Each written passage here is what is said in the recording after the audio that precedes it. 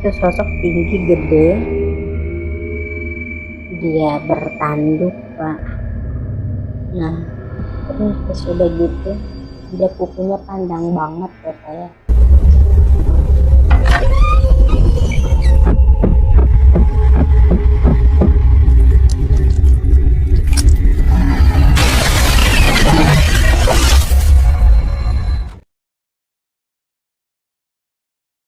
Assalamualaikum warahmatullahi wabarakatuh. Dulur-dulur anak Jin Channel di mana saja berada.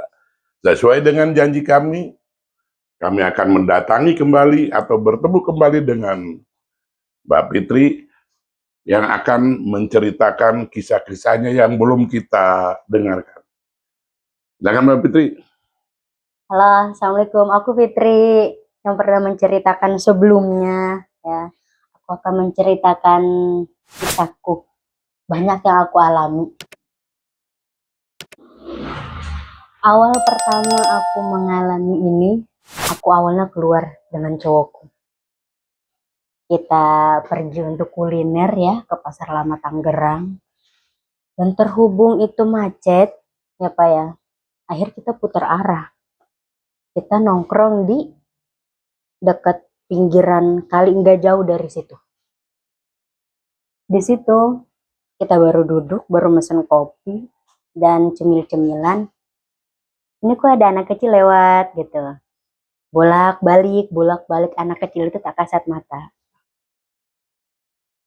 Ya aku berusaha untuk masa bodoh dulu lah ya. Akhirnya di situ udah berapa kali baru aku tanya, kenapa kamu bolak-balik? Kata aku gitu. Pengen kenalan. Nah iya, aku tanya udah lama di sini. Udah. Aku tanya namanya siapa? Dia nggak mau ngasih tahu namanya. Umurnya itu sekitaran SD kelas 3 Pak. Masih kecil banget perempuan. 7-8 tahun ya. Iya, umur segitu lah. Aku tanya kenapa? Enggak. Kenapa di sini? Enggak. Cerita aja. Ceritain ke aku. Jadi selama aku nongkrong dengan pasanganku di situ, aku tuh ngobrol dengan dia, dengan anak kecil ini. Jadi pasangannya nggak ada ajak ngobrol? Enggak. Dari situ aku tanya kenapa.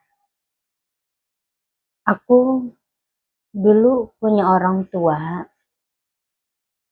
tapi orang tua aku tidak baik. Kenapa? Aku suka dipukul karena ibuku dan ayahku sering marah-marahin aku. Kenapa sebabnya? Aku nakal. Wajar anak kecil nakal ya Pak ya. Terus kenapa bisa sampai kamu meninggal sekarang? Gak ada kayak gini gitu. Aku dibuang. Sekali ini aku dibuang kakak, udah lama. Kamu di kali ini udah lama? Iya, aku dibuang di kali ini. Kenapa? Kok bisa? Mereka gak mau ngurusin aku. Mereka gak mau punya anak kayak aku. Bagi mereka, aku menyusahkan mereka. Aku pulang. Kamu pulang naik apa? Aku ditolong sama bapak-bapak. Bapak-bapak yang di sini aku diantar pulang ke rumah. Lalu aku diomelin sama orang tuaku. Kenapa kamu pulang? Saya tidak mau punya anak seperti kamu. Saya sudah buang kamu. Akhirnya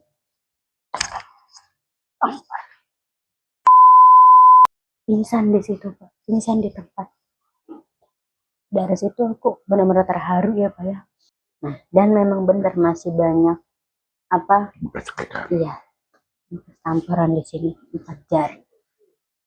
Kata aku. Lalu aku nggak ingat apa-apa kakak. Aku bangun-bangun udah di sini. Ternyata dia bangun-bangun dan itu dia bukan pingsan. Habis kejadian itu dia bangun-bangun, udah di sini, udah dibuang, dihanyutkan di sini, dia meninggal dan dia gantayang di situ. Sampai saat ini aku masih menagih janji orang tuaku untuk memakamkan aku secara layak. Kata aku, kamu tahu di mana rumah kamu? Tahu, tapi aku tidak tahu jalan. Kamu tahu nama daerahnya?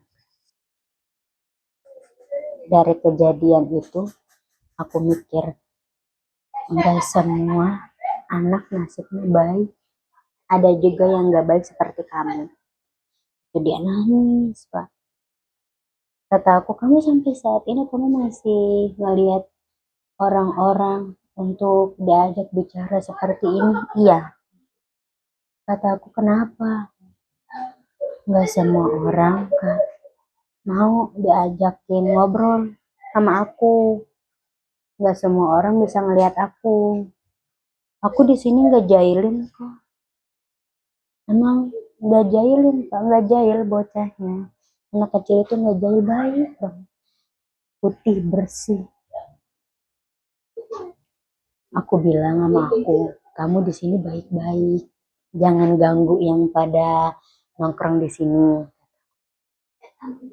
Dan di situ tuh bukan dia doang penghuninya.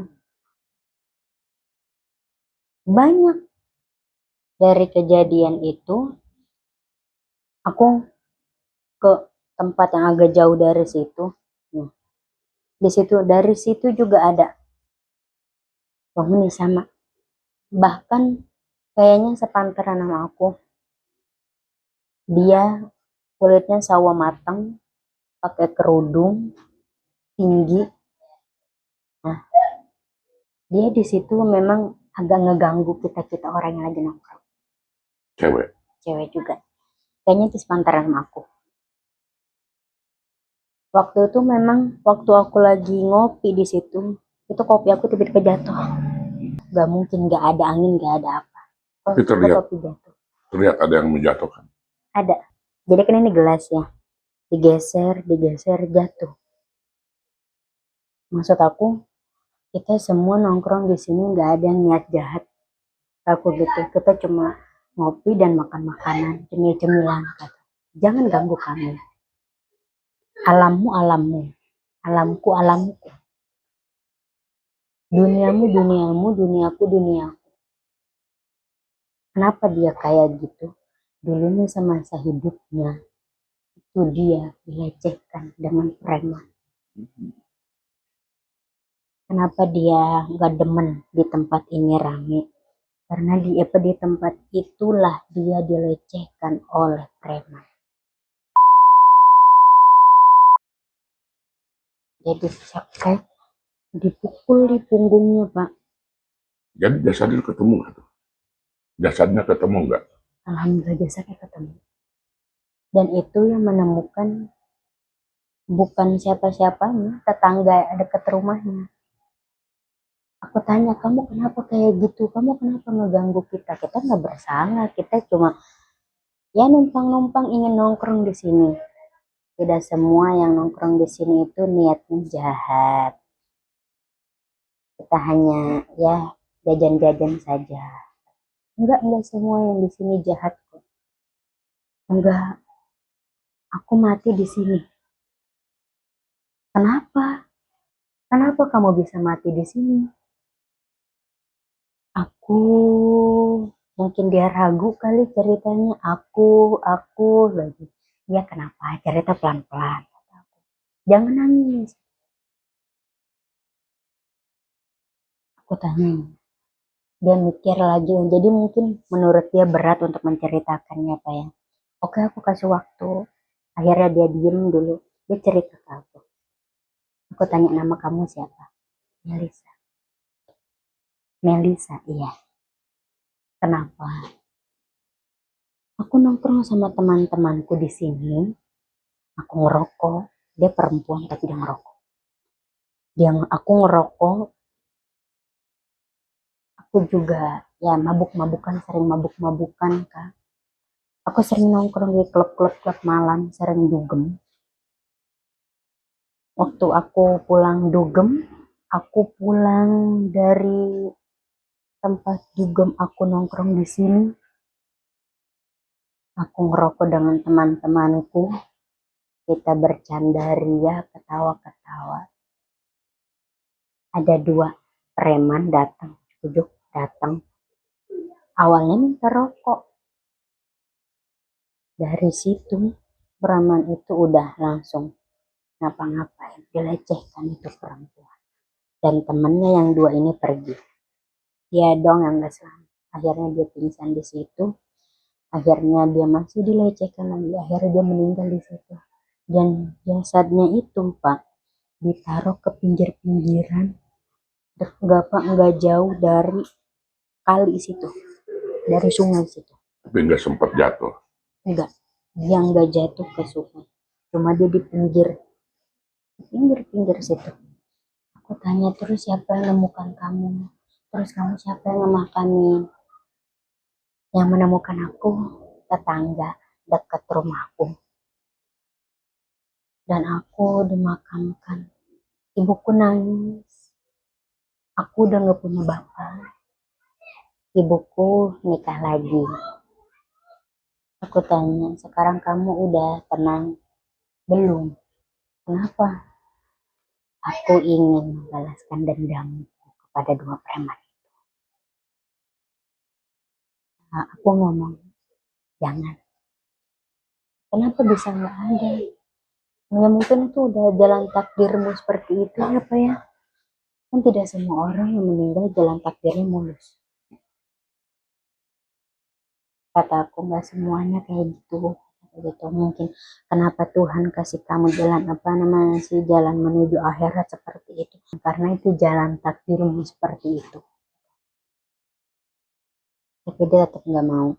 Enggak, aku banting tulang cari uang untuk ibuku. Walaupun ibuku menikah lagi, aku masih punya tanggung jawab adik-adikku. Ternyata dia masih punya adik-adik, Pak. Masih pada kecil-kecil adik-adiknya.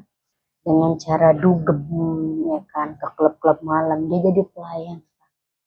Menyediakan minum-minuman seperti itu. Dia dapat gaji tiap bulan. Kenapa dia mau bertahan kerja seperti itu? Dia nggak punya ijazah, Pak. Ijazah dia cuma lulusan SMP.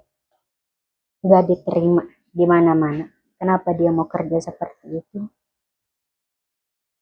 Dia masih ingat satu. Aku nggak mau jadi simpenan laki-laki hidung belang.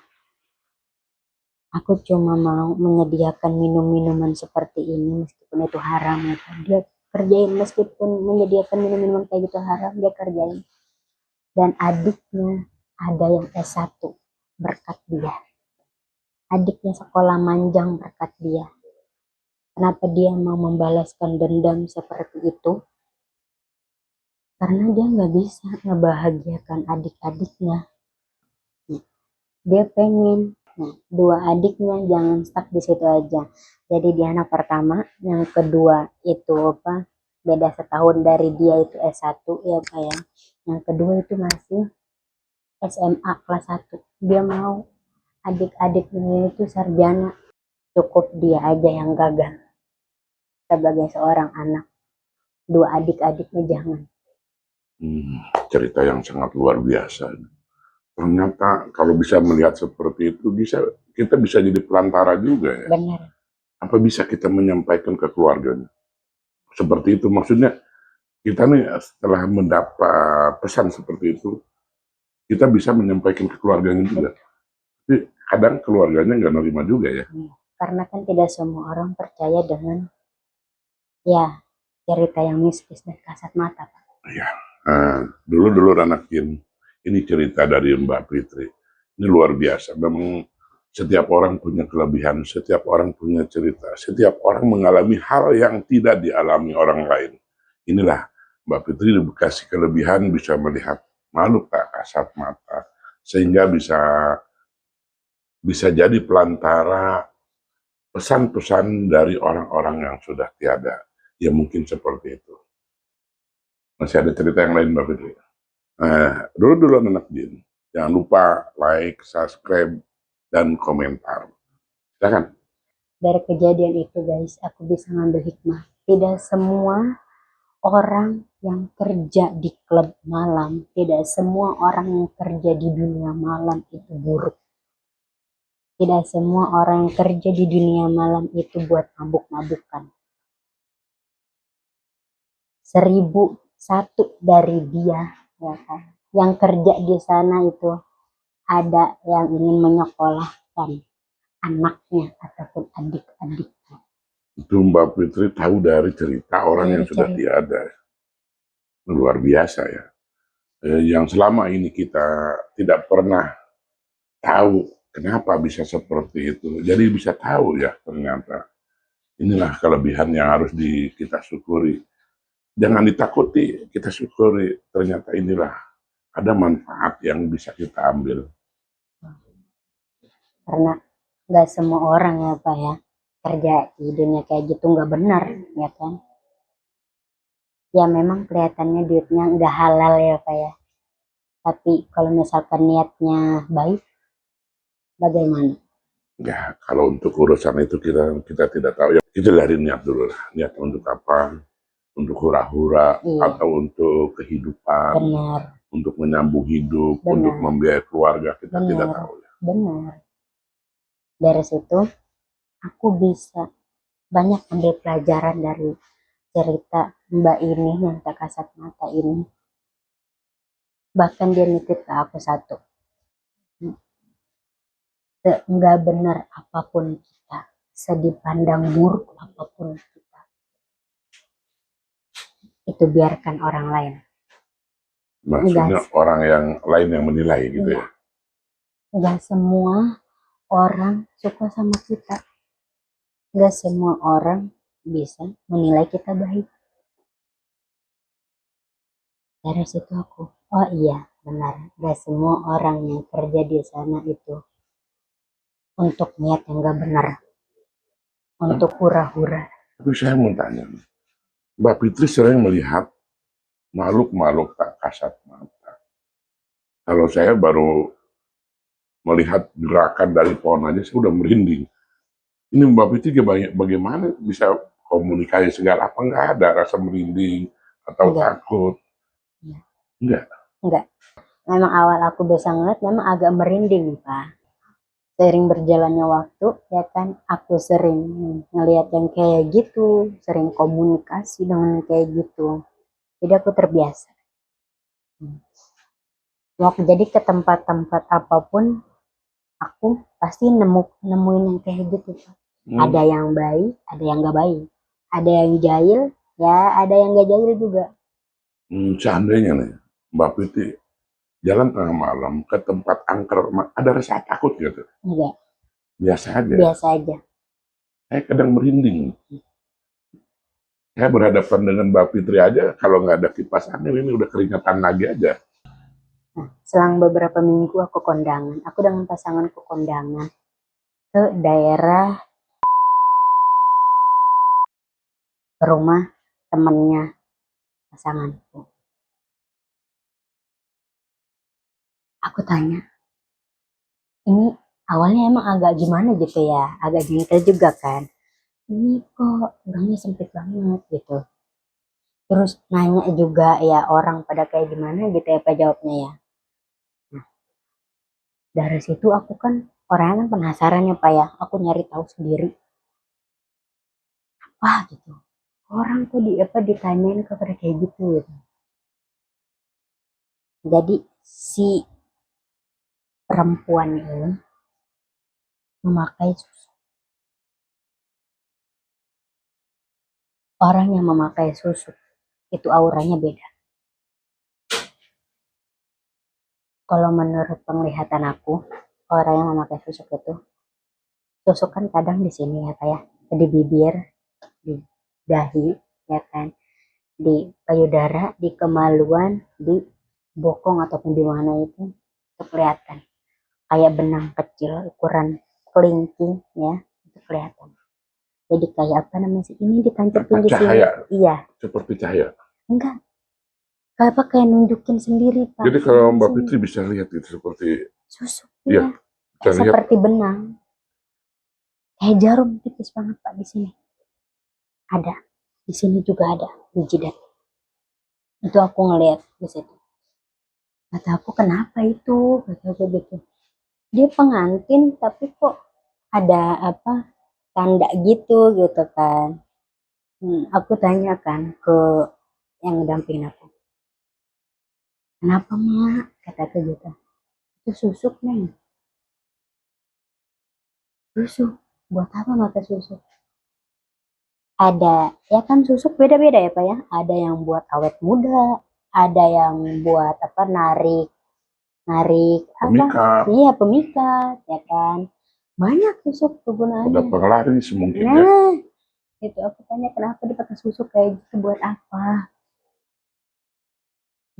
Ya nggak buat apa-apa sih. Tanya kan. Kata aku gini. Jadi apa? Dia pengantin kok di belakangnya ada sosok tinggi gede ya Pak ya? Itu sosok tinggi gede. Dia bertanduk Pak. Nah, terus pas udah gitu, dia kukunya panjang banget ya Pak ya. Pokoknya kayak genderuwo gitu lah Pak. Aku tanya, kata aku, kamu siapa? Kata aku gitu. Aku kaget. Masa dia apa di pelaminan ada sosok kayak begitu? Ya kan? Lagi nikahan ada sosok kayak gitu. Bukan nggak takut. Kalau kita lihat takut itu. Takut. Aku gak takut sama sekali. Aku sampai, kamu kenapa? Kata aku gitu ya. Ada kode di pelaminan gitu. Dia nanya, kamu jangan ganggu. Ya aku nggak ganggu, aku cuma nanya doang karena kenapa susuk yang perempuan itu pakai kelihatan sama aku, buat aku gitu kan. Mau susuknya di sini itu kelihatan sama aku, kata aku gitu. Aku nggak ganggu, begitu. Tenang aja, kita hidup beda alam, jangan merasa terganggu sama aku. Aku cuma kondangan doang, aku gitu. Pergi sana. Seharusnya aku diusir sama tuan rumah, tapi ini diusir sama tak kasat mata. Kata aku, enggak belum, aku baru datang mas udah langsung diusir, aku gituin sama aku. Dari kejadian itu, mungkin dia kesel kali ya apa ya sama aku ya. Mungkin dia apa ngiranya aku ke situ mau ngeganggu. Jadi mikir udah negatif aja tuh Pak tuh ya. Namanya kan jin ya kan setan ya kan. Kata aku, enggak, aku keganggu begitu. Aku cuma mau kondangan doang. Jadi selama aku makan Pak, aku makan diganggu sama dia. Kayak kursinya kayak oyak, dioyak-oyakin sama dia kursinya. Tapi orang lain nggak ngelihat itu. Orang lain ada yang ngeliatin aku. Nggak, maksudnya nggak ngelihat makhluk itu. Enggak ngeliat. Itu pasangan Mbak Fitri. Enggak, tapi dia cuma bisa ngerasain doang dan pasanganku cuma panas dingin doang, keringet dingin, mual doang. Dari situ aku risih sama aku. Akhirnya aku baca lah ya kan, aku baca-bacain kepanasan. Nah, terus si pengantin perempuannya ini agak gimana gitu Pak ya tatapannya ke aku kayak kata aku kenapa gitu kan mungkin dia ngerasa panas kali ya karena aku baca ya kan aku kan ke situ kita niat kondangan bukan ngeganggu ya kan namanya itu susuk ketahuan nama aku gimana gitu kan dan aku tuh bukan apa menemukan satu dua atau tiga orang yang memakai susuk banyak banyak yang memakai susuk. Kenapa dia pakai susuk di bibir? Supaya orang yang diajak bicara dengan dia itu percaya. Dari situ aku bisa nilai, oh jadi enggak semua susuk itu untuk penglaris. Enggak semua susuk untuk gimana ya, memikat. Kataku. Ada juga susuk yang untuk dijadikan seperti itu. Tapi ternyata zaman sekarang masih banyak yang pakai seperti itu ya. Banyak. Saya Banyak. kira orang sudah anti seperti itu, sudah tidak percaya lagi. Tidak. Tapi ternyata masih banyak. Banyak. Dan itu menemukan aku bukan 1, 2, atau 3 orang, banyak yang baik dari ibu-ibu maupun anak muda. Banyak yang pakai kayak gitu. Tapi kebanyakan perempuan ya. Perempuan, Kalau laki, laki jarang sih Pak yang aku temuin. Paling 1, 2. Keseringan itu aku nemunya perempuan. Di tempat kerja pun ada yang memakai susuk. Untuk apa? Untuk dijadikan alat dia. kepercayaan mungkin ya.